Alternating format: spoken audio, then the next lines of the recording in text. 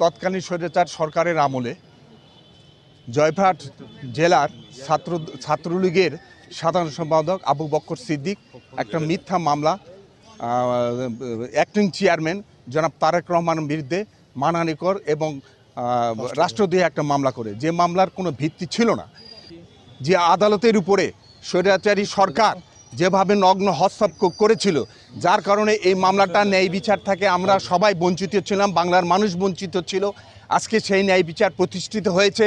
আজকে আদালত আমাদের এই মামলার বিষয়টা পুঙ্খানুপুঙ্খভাবে পর্যালোচনা করে এবং যার উপর ভিত্তিকে এই মামলাটা আনয়ন করা আছে, এই ধরনের কোনো আলামত বিজ্ঞ আদালতে উপস্থাপন করতে তখনকার আইন সাহেব কোনো কিছু পায় নাই। তার সত্ত্বেও এই মামলাটা চালায় আসছিল। আজকে বিজ্ঞ আদালত ন্যায় বিচারে প্রতিষ্ঠিত করেছেন এবং এই মামলা থেকে আমাদের জনাব তারেক রহমান সাহেবকে বেকসুর খালাস দিয়েছেন।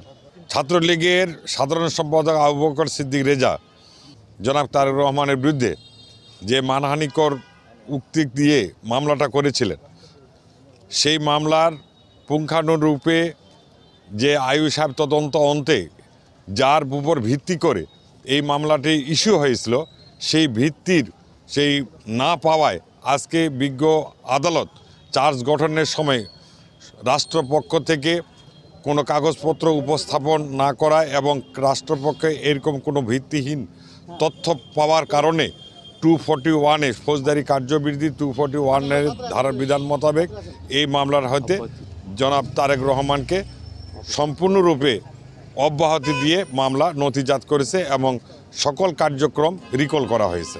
তারেক রহমান বাংলাদেশ জাতীয়তাবাদী দলের অ্যাক্টিং চেয়ারম্যান, উনি আজকে জয়পুরহাট কোর্ট হতে মিথ্যা মামলার আজকে খালাস পেল। এই খালাস পাওয়ার কারণে বাংলাদেশ জাতীয়তাবাদী দল, বাংলাদেশ জাতীয়তাবাদী ছাত্র দল, যুব দল, স্বেচ্ছাসেবক দল, মহিলা দল, কৃষক দল, শ্রমিক দল সবাই জয়পুরহাট জাসার সহ সকল অঙ্গ সংগঠনের নেতৃবৃন্দ সবাই খুশি। সেই খুশির জন্য আজকে আমাদের সব নেতৃবৃন্দ কোর্ট চত্বরে উপস্থিত হয়েছে এবং এখান থেকে আমরা কোর্টের বাইরে যে আমাদের উৎসব পালন করব এই আশা এবং আহ্বান জানাচ্ছি। একটি মামলা করেছিল তৎকালীন ছাত্রলীগের সাধারণ সম্পাদক আবু বকর সিদ্দিক রেজা, একটি মানহানিকর মিথ্যা মামলা করেছিল।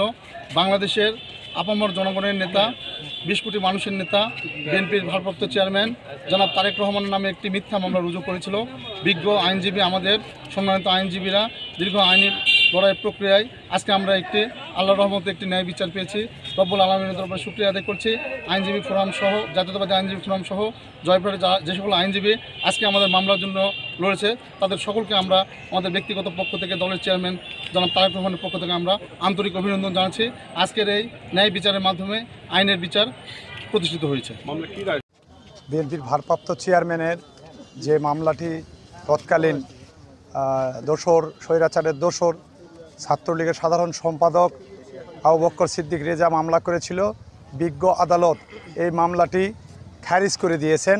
আমরা বিএনপির পক্ষ থেকে মহান রব্বুল আলামিনের দরবারে শুকরিয়া জ্ঞাপন করছি। আমরা অত্যন্ত খুশি, জয়পুরহাটবাসী অত্যন্ত।